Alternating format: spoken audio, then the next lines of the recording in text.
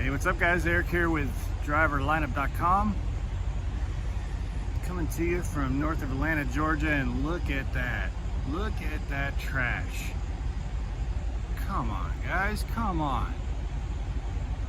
That happened because someone put a load lock in there and it just turned over and they just went on about their business.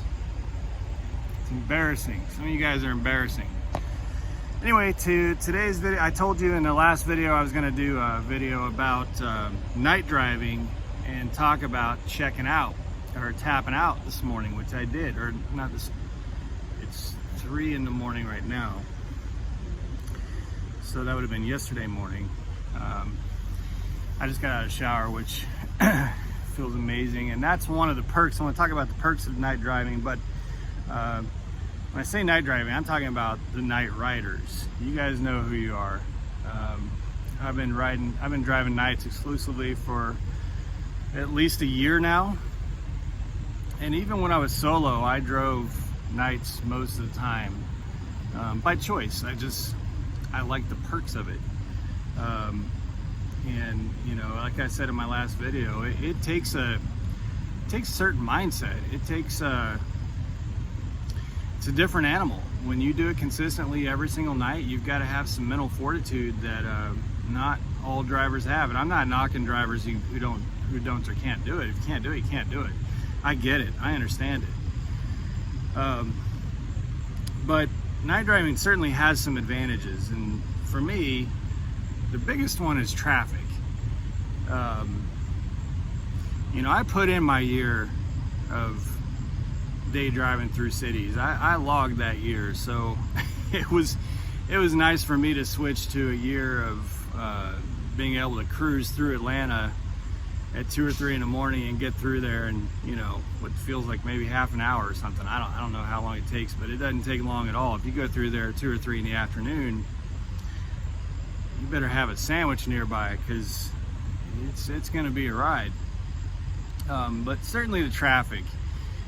Even out there between cities, it's just you and a couple other night riders. It's you and a few other trucks, and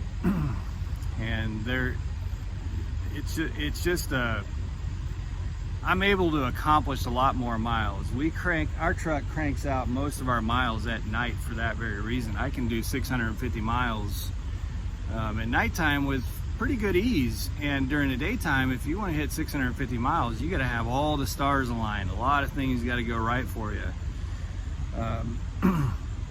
So one of the first big perks certainly is traffic. The second perk is no way stations.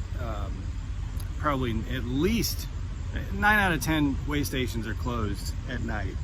And I know a lot of people say, well, you know, or ask, well, don't they know that people are trying to skirt the scales at night? Yeah, they do, but it doesn't matter. There's not enough trucks on the road to justify numbers of having full staff at way stations at night, so they just, you know, it's a financial decision. They have to have their numbers up for the month and the number of trucks that they inspect and weigh, and if they've got a full staff there at a scale house at 3 in the morning, they're not getting the numbers to justify those budgetary needs every year. So scales are closed, and it's not that I'm afraid of scale houses. If you guys saw my video last week, way stations are my favorite places to park, because a lot of drivers are afraid of them. So the old trucks with the air leaks and the old trucks with the, you know what I'm talking about, those old Volvos with a taped on company name that you don't like to see pulling up next to you or backing in next to you, they don't park at way stations. So it tends to be a lot quieter. You don't have this crap going on at way stations because everybody's afraid of the cameras or the officers that might be there. So I like parking at way stations. Like if I got to stop, shut down for a few hours, of course this truck's regenning right where I stopped to make a video. If I need to shut down for a few hours, I'd much rather be at a way station than a truck stop. I hate truck stops. We're at one now. That's because we needed showers and taking the night off. We didn't shower for 4 days, which is a long stretch for us shower-wise. I'm a bit of a shower snob. I snob every other day. I shower every other day, or at least try to. But anyway, I'm not afraid of scale houses. We run really clean logs. In fact, we got a roadside inspection not too long ago, and a DOT officer said, like, these are some of the cleanest logs I've ever seen. You know, this is really a good model for how it should be done. So, you know, we run really clean logs. I got a brand new 2021 Peterbilt that I take good care of. I'm not afraid of a scale house. I think it's just inconvenient. You know, when you got a good groove going and you're cranking out the miles and you got a good schedule you're sticking to, nobody wants to go spend 45 minutes having an officer's head through the window, you know, while you're performing an air brake check, or they're crawling around under your trailer. And it's just the thought that could happen, I think, is what makes it. I just don't want to do it. I never roll overweight, so that's not a concern either. I just don't want to. I prefer to not have to go through weigh stations. I think everybody would say the same thing. And rarely any of them are open at night. See, another perk is if you can find a place to bonus park or creative park. One driver told me once, if it fits, that's where it sits.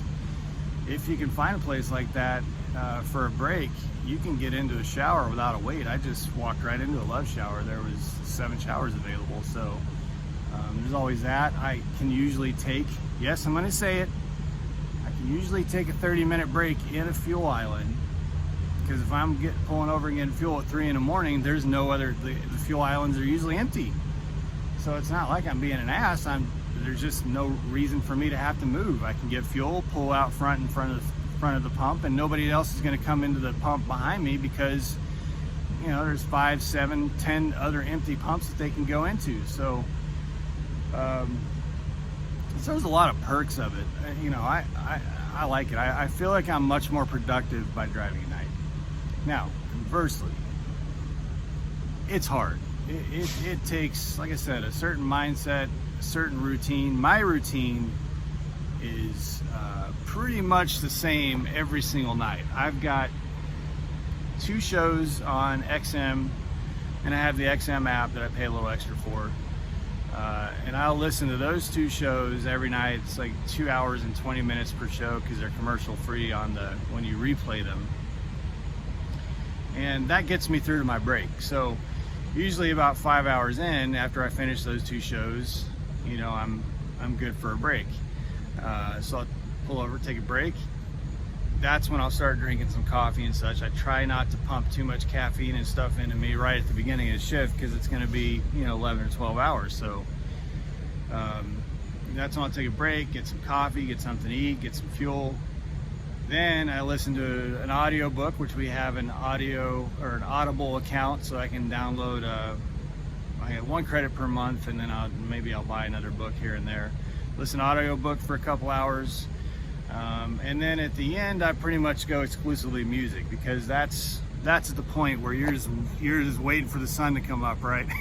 And that sun is a second wind. When that sun comes up, I'm good. I know I'm smooth sailing from that point on. So I can't listen to audio or someone talking in that last couple hours. It's got to be music, and so that's pretty much my routine. Now, when you drive at night like that, you gotta, you know, people kind of hit me in the comments sometimes saying it seems like I sleep a lot. Well, I don't really sleep a lot. It's just that when you're a team truck and you drive at night, you sleep when you can. If you got an opportunity to get some sleep, you get some sleep, because it doesn't matter if you've had 8 or 9 hours. If, you know, driving all night long, it doesn't matter if you're well rested. It can get to you. And there's things that you have to watch for differently at night than you do in the daytime. For one, for whatever reason, deer seem to only socialize at night. You know, you can drive through one of the heaviest, most deer populated areas of Pennsylvania during the day and never see a deer. You go through there at night and you might see 50 or 60 deer. So, and you can't see them as well either, and they creep up on you. So you constantly got to be watching the edges of the road, and you can't see the edges of the road until you get right up on them. So you got to be watching for critters and deer and things like that. You got to be watching for things in the road. that you can't see like you can in the daytime, or when there's traffic in the daytime and all the other vehicles are swerving long before you get there, so you know there's something in the road, or they're on the CB telling you there's something in the road. Well, at nighttime, you're just coming up on it. So if there's a super single laying right in the middle of your lane, what are you gonna do? You know, you're coming up on that at the last second, and you gotta be aware. And now I've hit a lot of animals. I haven't hit a deer, but I've run over a lot of animals, and it's not enjoyable. It's actually quite awful. Not to damage my truck, but just knowing that I ended that creature's life is not, you know, in a meaningless way, is not ideal. The only object that I've hit in the road that really freaked me out was a 5-gallon bucket that was standing upright. So, you know, it could have been full of paint, it could have been full of rocks, I don't know, it could have been full of anything. But I wasn't gonna swerve. I was doing 65 miles an hour, weighed almost 80,000 pounds. So I wasn't gonna swerve, and this 5-gallon bucket was just sitting right in the middle of the interstate upright. So, you know, middle of the night, you come up, all of a sudden you see orange sitting there out of nowhere, and you know, you just grip the wheel and hope for the best. And fortunately, that was an empty bucket, so it didn't even scratch my truck. It crunched and went underneath me, but you just, you know, you have to be. And last night, I say last night, the night before tonight, it was especially challenging because when I left Newark, New Jersey, it started raining right when I got out of there, and it rained hard. It rained hard all the way to Baltimore, and then all the way through Baltimore, all the way to DC, all the way through DC, all the way to Virginia, and then well into Virginia. And so for, you know, 4 or 5 hours, it was just terrible rain, where when the truck's passing, which I'm in a prime truck, so I get passed a lot, you know, they're throwing up. It's basically creating almost whiteout conditions when it's raining that hard and there's so much water on the road. So it was a mentally challenging, like I say, 4 or 5 hours, I think it was, to begin with, just because of the rain. But also the day before, I had gotten 8 hours of sleep, but it was one of those drives where, for whatever reason, you're just waking up every couple hours. You know, could be your co-driver's getting fuel, especially in the Peterbilt. The fuel cap on the tanks is right underneath the sleeper. So, of course, you're hearing metal hit metal, lane departure sound going off, you name it. You know, there's just some times where you might get 8 hours of sleep, but it's a chopped up 8 hours of sleep. And basically, what happened was, I had probably it was a short drive for me because I spent so much time at the shipper last night, or the night before tonight. It was a short drive for me. I say short, like 6 or 7 hours.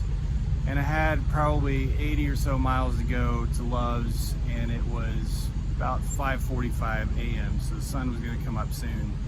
And Jenna had already been in the sleeper for over 8 hours. She already had her time back, but she was back there sound asleep. So, you know, I'm just trying to get through it, and out of nowhere, you know, there's a big difference in driving tired and driving drowsy. Driving tired is not necessarily dangerous. I'm not suggesting or recommending it for anyone, but you guys who drive, you know what I mean. You know what I'm talking about. If you're out there sweating, cranking up trailers, things like that, you know, you can be tired and drive completely safe. But driving drowsy, now that's a different story. It can become really dangerous really fast, especially in those kinds of conditions. So about 5:45 in the morning,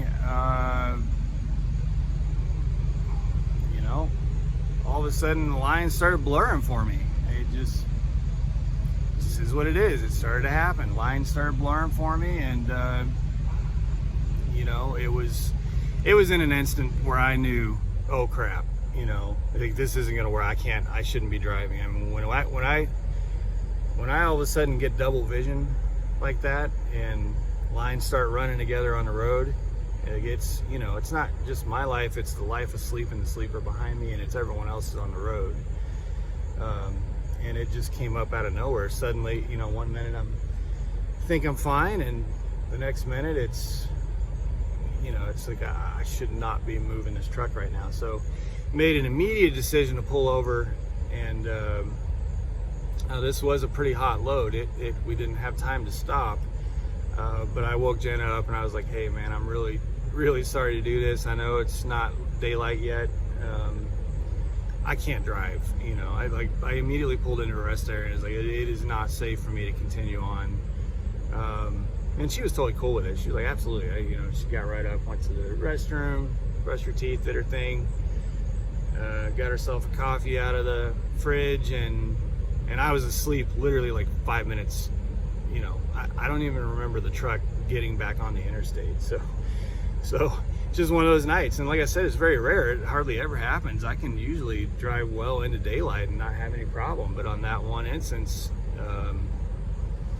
you know, it just happened.